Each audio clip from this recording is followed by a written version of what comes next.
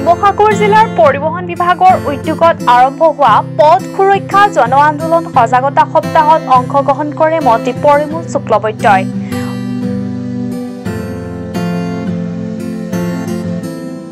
সজাগতা সপ্তাহত অংশগ্ৰহণ কৰি মন্ত্ৰীগৰাকীয়ে এক বাইক ৰেলীতো ভাগ লয়। বাইক ৰেলীত অংশগ্ৰহণ কৰি শিৱসাগৰ জিলা আয়ুক্তৰ কাৰ্যালয়ত উপস্থিত হৈ মন্ত্ৰীগৰাকীয়ে জিলা পথ সুৰক্ষা সমিতিৰ বৈঠকত উপস্থিত থাকি শিৱসাগৰ জিলাত সংঘটিত পথ দুৰ্ঘটনা আৰু এইসমূহৰ নিৰাময় সন্দৰ্ভত বিভিন্ন বিভাগৰ মুৰব্বীসকলৰ সৈতে মত বিনিময় কৰে। ইতিমধ্যে অসমৰ বিভিন্ন প্ৰান্তত আৰম্ভ হোৱা পথ সুৰক্ষা জন আন্দোলন সজাগতা সভাসমূহত অংশগ্ৰহণ লৈ মন্ত্ৰী শুক্লবৈদ্যই ৰাইজক যিকোনো বাহন চলোৱাৰ সময়ত ল'ব লগা সজাগতা সন্দৰ্ভত আহ্বান জনাই কয় যে এই নিয়মসমূহ পালন কৰি চলিলে বাহন চালকে নিজৰ লগতে সুৰক্ষিত কৰি ৰাখিব আনকো। বিগত বৰ্ষত অসমত সংঘটিত বিভিন্ন দুৰ্ঘটনাত 2954 গৰাকী লোকৰ প্ৰাণহীন হৈছিল। যদিও চলিত বৰ্ষত ইয়াৰ হাৰ কম, তথাপিও কোনো এজন লোক যাতে পথ দুৰ্ঘটনা পতিত হৈ মৃত্যুৰ মুখত পৰিব নালাগে তাৰ বাবে এনে সজাগতাৰ প্ৰয়োজন বুলি মন্ত্ৰীগৰাকীয়ে উল্লেখ কৰে। তেওঁ ৰাইজক পথ সুৰক্ষাৰ সন্দৰ্ভত 5টা নিয়ম মানি চলিবলৈও আহ্বান জনায়। পথ দুৰ্ঘটনা ৰোধৰ ক্ষেত্ৰত মন্ত্ৰীগৰাকীয়ে সাংবাদিকৰ ভূমিকাকো প্ৰশংসা কৰি ঐতিহাসিক শিৱসাগৰৰ পৰা সমূহ সংবাদকৰ্মীক ধন্যবাদ জ্ঞাপন কৰে।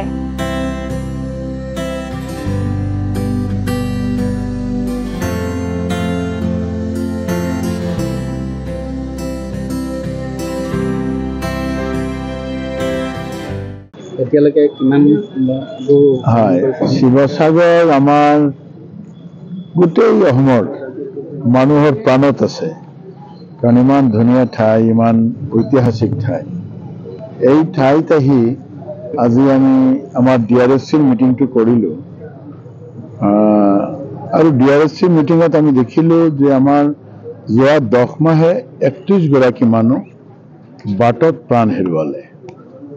যদিও এইটো যোৱা বছৰৰ তুলনাত তাৰ পাৰ্চেণ্টেজ কম, কিন্তু আমিতো ভাবোঁ এজনেৰে এক্সিডেণ্ট হ'ব নালাগে। এই ক্ষেত্ৰত আমাৰ কত আমি চৰকাৰ বা বিভাগসকলে য'ত আমি আৰু কৰিবলগীয়া আছে তাৰ কাৰণে আমি আলোচনা কৰিলোঁ।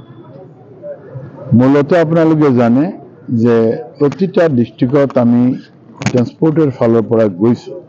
তাৰ মূল কাৰণ বা লক্ষ্য হ'ল যে আমি আমাৰ ৰাস্তাটো আমি ছেফলি যাতে ৰাইজ চলাফেৰা কৰিব পাৰে তাৰ কাৰণে আমি এটা প্ৰয়াস কৰি আছোঁ।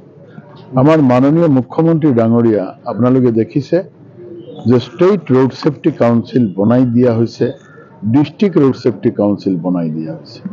District road safety council under the chairmanship of district commissioner, SP, PWD, NH, NHIDCL, BRO গোটেইখিনি আছে, লগতে হেল্থ আছে, এডুকেশ্যন আছে, এক্সাইজ আছে, ট্ৰেন্সপৰ্ট আছে। সকলে মিলি প্ৰতি মাহে আমি বহো আৰু কাৰণ পৰ্যালোচনা কৰি আমি আমাৰ ফালৰ পৰা কৰণীয় কামটো আমি যাতে আমি কৰিব পাৰোঁ সেইটো এটা আমি চিন্তা কৰোঁ। আৰু আমাৰ মাননীয় মুখ্যমন্ত্ৰী এই ইমান এক্সিডেণ্ট হৈ আছে, যোৱাবাৰ 2994 গৰাকী, এইবাৰ 54 গৰাকী, এইবাৰ 10 মাহে 2600 ক্ৰছ কৰিলে। এই ক্ষেত্ৰত তেওঁ খুব উদ্বিগ্ন। এই কাৰণে আমি এটা পথ সুৰক্ষা জন আন্দোলনলৈ ওলাইছোঁ। এতিয়ালৈকে আমি 75 আৰু আজি শিৱসাগৰ এই মুহূৰ্তত আমি 76ত আমি গৈছোঁ, মটৰচাইকেলে গৈছোঁ।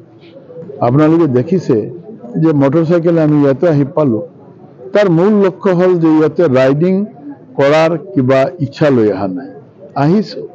যোৱাবাৰ আমি ষ্টেটিষ্টিকেলি বা চাইণ্টিফিকেলি ছাৰ্ভে কৰি দেখিলোঁ 79% পলিউশ্যন থ্ৰু হুইলিয়াৰ। 2 চকীয়া বাহনৰ লগতে বেছি এক্সিডেণ্ট হৈছে আৰু মানুহ মৰিছে।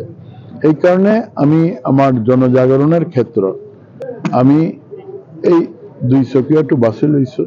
আমাক প্ৰতিখন ডিষ্ট্ৰিক্টেৰ আমাৰ যিসকল চৰকাৰী বিভাগ, আমাৰ ট্ৰেন্সপৰ্ট, আমাৰ এক্সাইজ, এনেকুৱা ফিচাৰীও কেতিয়াবা আহে, পুলিচ আহে, সকলে মিলি উইদিন দ্য ডিষ্ট্ৰিক্ট আমি এটা পৰিক্ৰমা কৰোঁ। আৰু এইটো একেবাৰে নন পলিটিকেল ইয়াতে কোনো ব্যক্তিগত উদ্দেশ্য নাই জনসাধাৰণৰ ওচৰতে আমি বিনম্ৰতাৰে নিবেদন কৰোঁ যে 5টা মান কাম আমি সাইন্টিফিক্যালি বিশ্লেষণ কৰিহে আমি পালোঁ 5টা মান কাম যদি আমি কৰিব পাৰোঁ তেনেহলে 85% এক্সিডেন্ট নোহোৱা হ'ব 85 যেনেকুৱা প্ৰথমটো হল হেলমেট পিন্ধিব লাগে দ্বিতীয়টো হল কেতিয়াও অধিক বা তীব্ৰ গতিত যাব নালাগে তৃতীয়টো হল কেতিয়াও ড্ৰিংকস কৰি ড্ৰাইভ কৰিব নালাগে চতুৰ্থ হল টেলিফোন কথা কওঁতে কোনো আপত্তি নাই বাট ড্ৰাইভিং কৰি কথা ক'ব নালাগে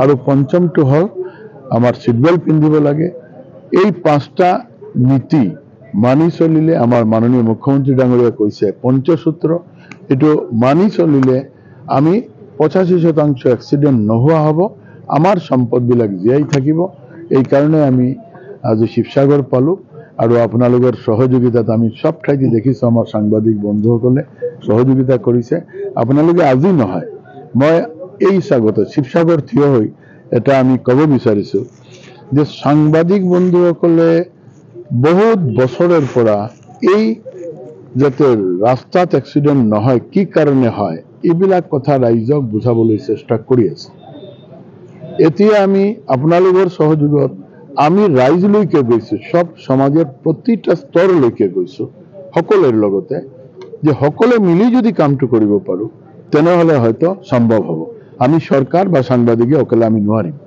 এই ক্ষেত্ৰত সকলোৰ ওচৰত গৈছো যেনেকুৱা কোভিড-19 আমি সকলে মিলি পৰাভূত কৰিলো ইটো যদি সকলে মিলি কৰো তেনেহলে ইটো শেষ হ'ব এই লক্ষ্যৰে আমি ওলাইছো আৰু আপোনালোকৰ শুভেচ্ছাত আমি 76টা সমষ্টিত আজি নিউজ ডেস্ক ৰিপোৰ্ট সময় অসম।